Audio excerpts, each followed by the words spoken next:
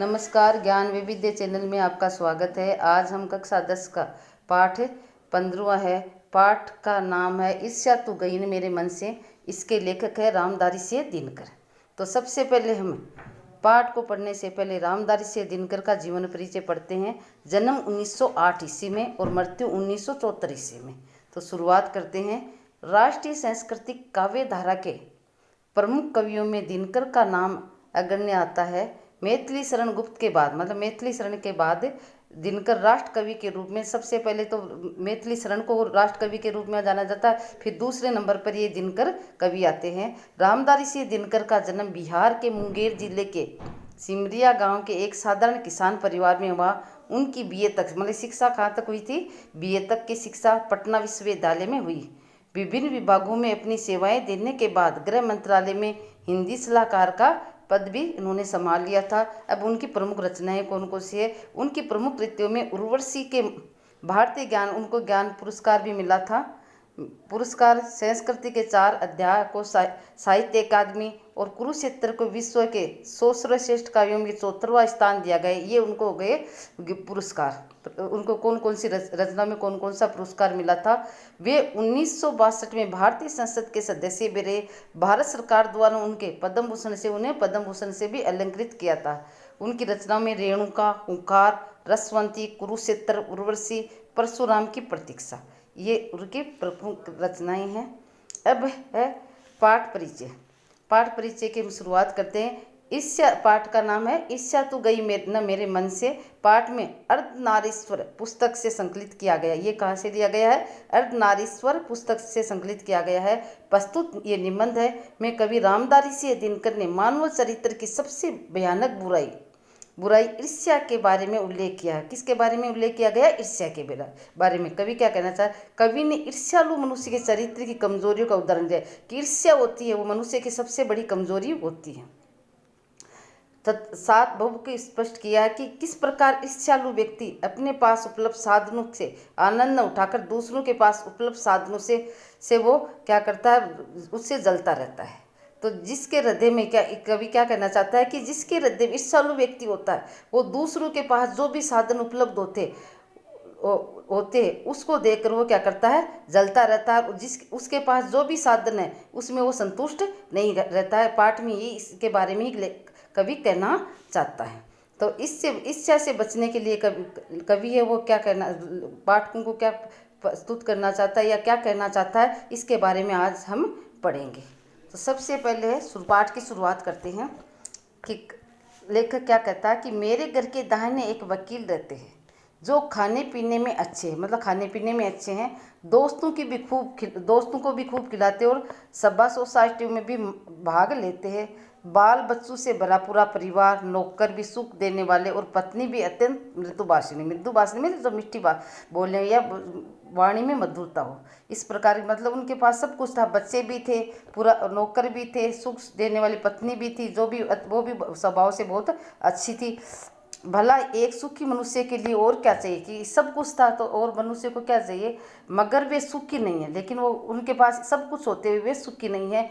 उनके भीतर कौन सा दाह में सुती आग, कि उनके भीतर कौन सा दाह है इससे भी भली बाती जानता हूँ। लेकिन क्या कहता है? मैं इससे भली बाती जानता हूँ। दरअसल उनके बगल में जो बीमा एजेंट है उनके वैभव में धन दौलत, वैभव की वर्दी से वकील साहब का कलेजा जलता रहता। अर्थात उनके जो बीमा एजेंट है उनके पास जो धन दौलत है उस धन दौलत को देखकर उनका कलेजा वो जलता रहता। वकील साहब को भगवान ने जो कुछ दे रखा वह उनके लिए काफ़ी नहीं दिखता। अर्थात उनके पास जो भी जितनी भी चीज़ें हैं सब कुछ है उनके पास, फिर भी वो संतुष्ट नहीं है। वह इस चिंता में भुने में जले जा रहे हैं कि काश एजेंट की मोटर उसकी मासिक आय और उसकी तड़क भड़क मेरी भी हुई होती। अर्थात वो उसको देखे तड़क भड़क की जिंदगी मेरी भी ऐसी होती।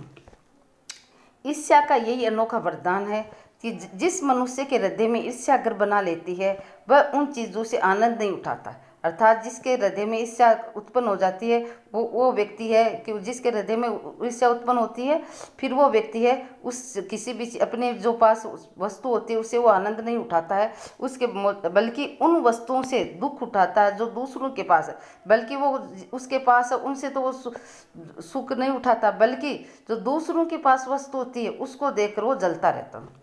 वह अपनी तुलना दूसरों के साथ करता है और इस तुलना में अपने पक्ष के सभी अभाव उसके हृदय पर 10 मारते हैं। 10 के इस दाह को भोगना कोई अच्छी बात नहीं, अर्थात वो दिन रात उसमें जलता रहता है। मगर ईर्ष्यालु मनुष्य करे तो भी क्या करे, आदत से लाचार होकर उसे ये वेदना में पीड़ा है वो भोगनी पड़ती है, क्योंकि उसका स्वभाव ही, ईर्ष्यालु व्यक्ति का स्वभाव ही ऐसा हो जाता है कि वो दूसरों के पास जो वस्तु होती है उससे वो संतुष्ट नहीं होता है, बल्कि उसे को देख कर क्या करता है, वो जलता रहता है, इसलिए वो कभी सुखी नहीं रह सकता। एक उपवन को पाकर भगवान को धन्यवाद देते हुए उसका आनंद नहीं लेना और बराबर इस चिंता में निमग्न रहना कि इससे भी बड़ा उपवन क्यों नहीं मिला, अर्थात मनुष्य के पास जो वस्तु रहती है उन वस्तुओं से वो आनंद नहीं उठाता, बल्कि वो ये सोचता है कि मेरे पास है उससे और अधिक मेरे पास होना चाहिए। इस प्रकार वो ईर्ष्यालु व्यक्ति सोचता रहता है। ये ऐसा दोष है कि इस प्रकार का सोचना इस प्रकार का दोष है जिससे ईर्ष्यालु व्यक्ति का चरित्र भी भयंकर हो उठता है।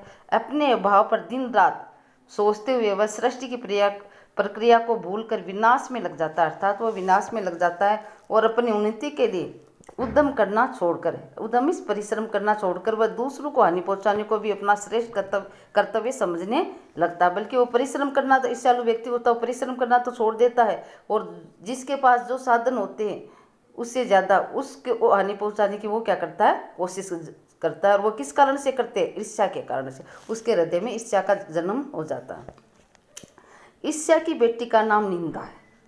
तो ईर्ष्या की बेटी का नाम क्या है, निंदा है। जो व्यक्ति ईर्ष्यालु होता है वह बुरे किस्म का निंदक भी होता है, अर्थात जो ईर्ष्यालु व्यक्ति वो निंदा करने वाला भी, दूसरी निंदा में बुराई करने वाला भी होता है। दूसरों की निंदा वह इसलिए भी करता है कि इस प्रकार दूसरे लोग जनता अथवा मित्रों की आंखों से गिर जाएगा और जो स्थान है उस पर मैं अनायास ही बैठा दिया जाऊंगा। मगर ऐसा न आज तक हुआ है न होगा। दूसरों को गिराने की कोशिश अपने को बढ़ाने की कोशिश नहीं कही जा सकती है। एक बात और है कि संसार में कोई भी मनुष्य निंदा से नहीं गिरता है, उसके पतन का कारण सद्गुणों का ह्रास होता है, आज में नष्ट हो जाते हैं। उसके सद्गुण है, वो सद्गुण के निंदा करने के कारण उसके जो गुण है वो क्या हो जाते हैं, नष्ट हो जाते हैं। इसी प्रकार कोई भी मनुष्य दूसरों की निंदा करने से अपनी उन्नति नहीं कर सकता, अर्थात जो दूसरों की बुराई करता है उसकी कभी उन्नति या नहीं हो सकती है। उन्नति तो उसकी तभी होगी जब वह अपने चरित्र के निर्मल में साफ है, अपने चरित्र को साफ या मन को साफ रख के बनाए तथा गुणों का विकास, अर्थात उसे आत्म विकास होगा, अर्थात वो परिश्रम करेगा तभी व्यक्ति का विकास हो सकता है, बल्कि निंदा करने से व्यक्ति का विकास नहीं हो सकता। ईर्ष्या का काम जलाना है, अर्थात ईर्ष्या का काम तो क्या होता है, जलाना है। मगर सबसे पहले वह उसी को जलाती है जिसके हृदय में उसका जन्म होता है। तो जिसके हृदय में ईर्ष्या का जन्म होता है उसको जन्म होता है, वो व्यक्ति को जलाती है।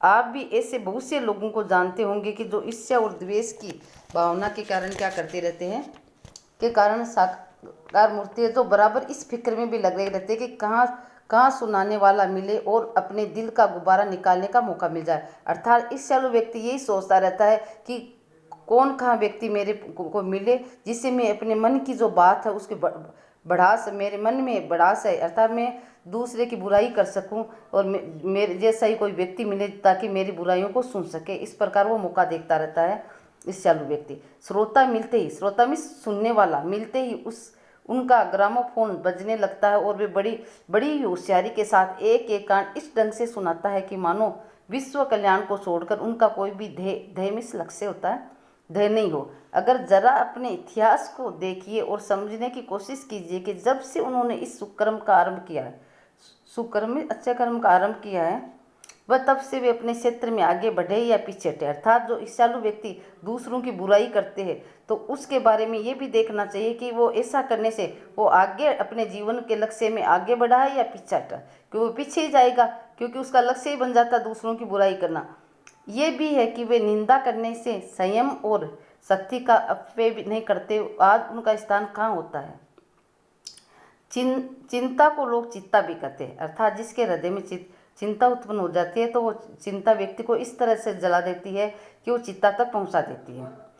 चिंता को लोग चित्ता भी कहते हैं, जिससे किससे प्रचंड चिंता ने पकड़ लिया हो उस बेचारे की जिंदगी की खराब हो जाती है, किंतु इससे शायद फिर भी चिंता से भी बदतर चीज़ होती है, बदतर में बढ़कर होती है, क्योंकि वो मनुष्य के मौलिक गुण को ही कुटित कर बना डालती है, अर्थात जो मौलिक गुण होते हैं उनको भी वो नष्ट कर देती है।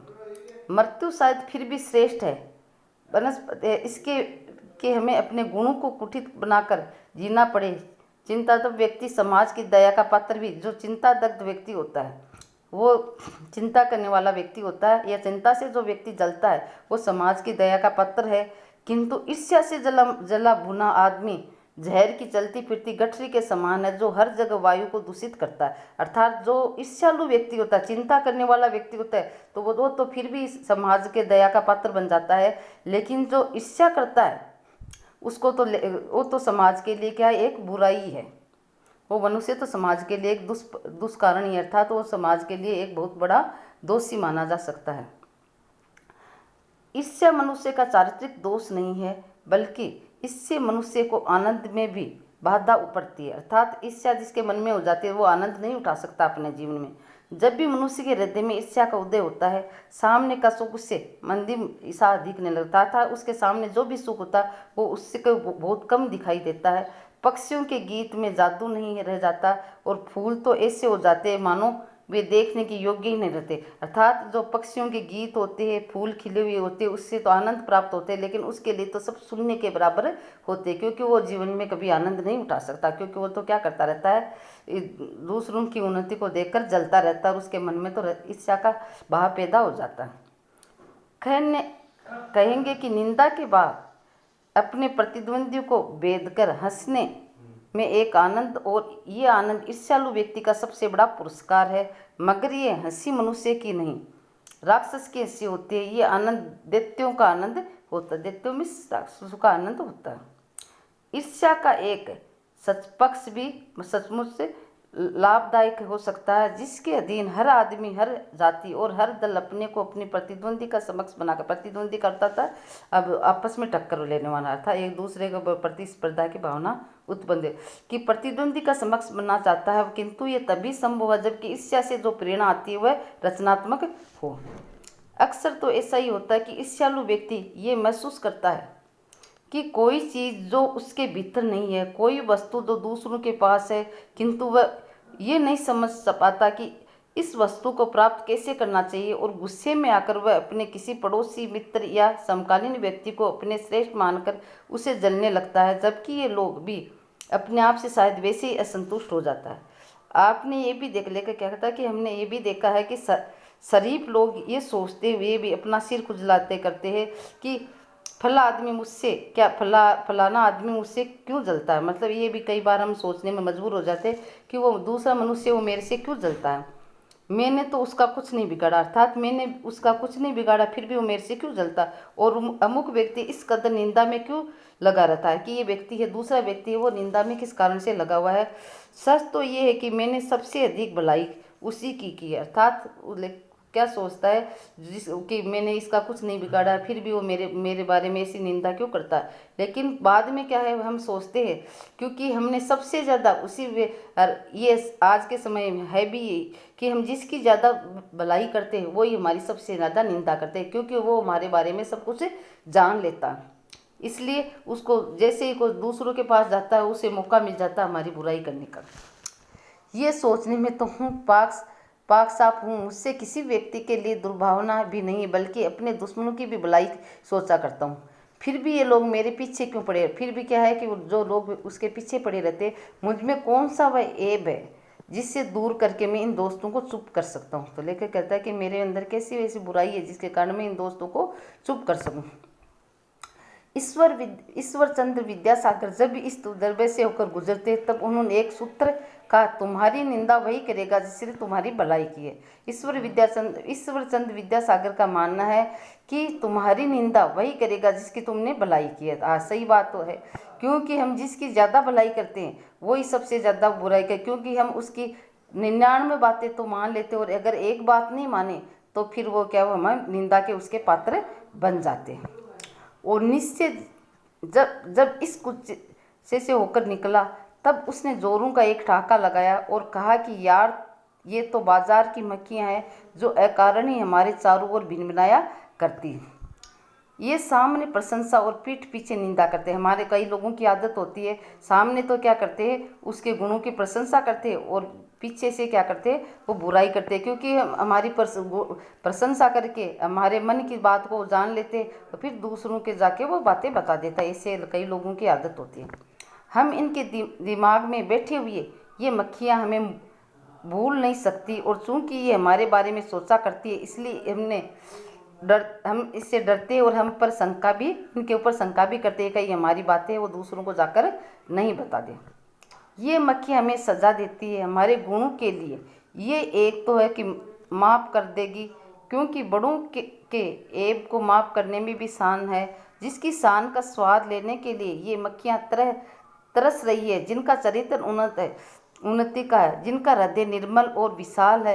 ये कहते हैं इन बेचारों की बातों से क्या चिढ़ना, ये तो खुद ही छोटे हैं। जिनका दिल छोटा है और दृष्टि संकीर्ण है, वे मानते हैं कि जितनी भी बड़ी हस्तियाँ हैं उनकी निंदा ठीक है। और जब हम उदारता और प्रेम, उदारता और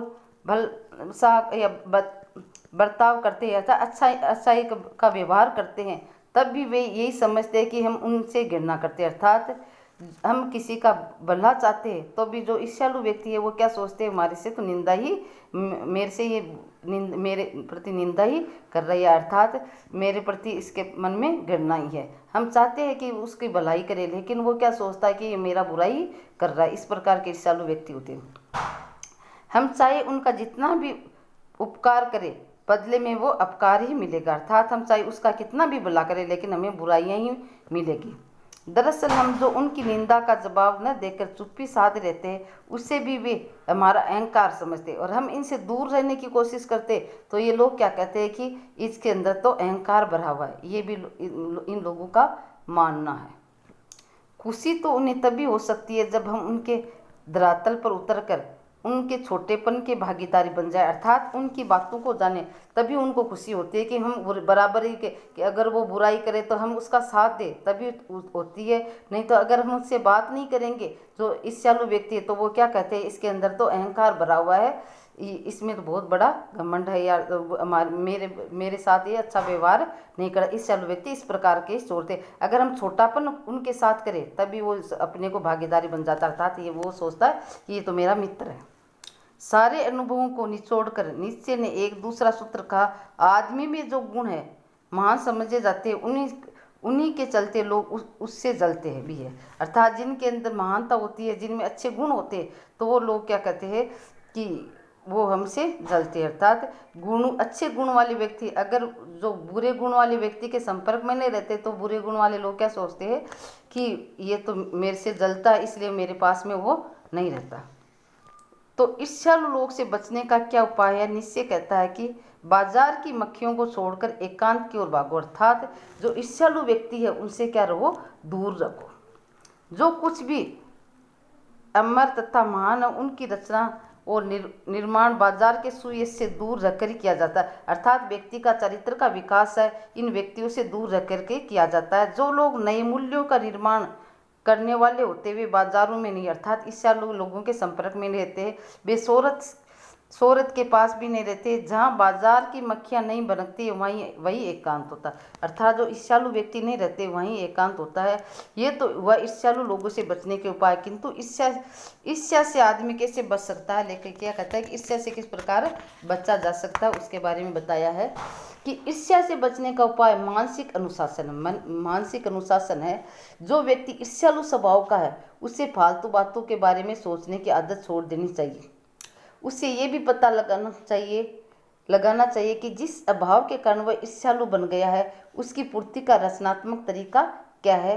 जिस दिन उसके भीतर ये जिज्ञासा आएगी उसी दिन से वह ईर्ष्या करना कम या ईर्ष्या करना क्या करेगा, छोड़ देगा। ये था छोटा सा पाठ किसके बारे में, ईर्ष्या के बारे में, कि ईर्ष्या है वो किस प्रकार से व्यक्ति को जलाती है, और ईर्ष्या से किस प्रकार से लेखक क्या करना चाहता है कि ईर्ष्या से किस प्रकार है दूर रहा जा सकता है, उसके बाद ईर्ष्या के बचने के उपाय, और ईर्ष्या किस प्रकार से व्यक्ति के हृदय में पैदा होती है, उसके बारे में हमने पढ़ा। कल इसके हम प्रश्न उत्तर करेंगे। नमस्कार, आज के लिए इतना ही काफ़ी है।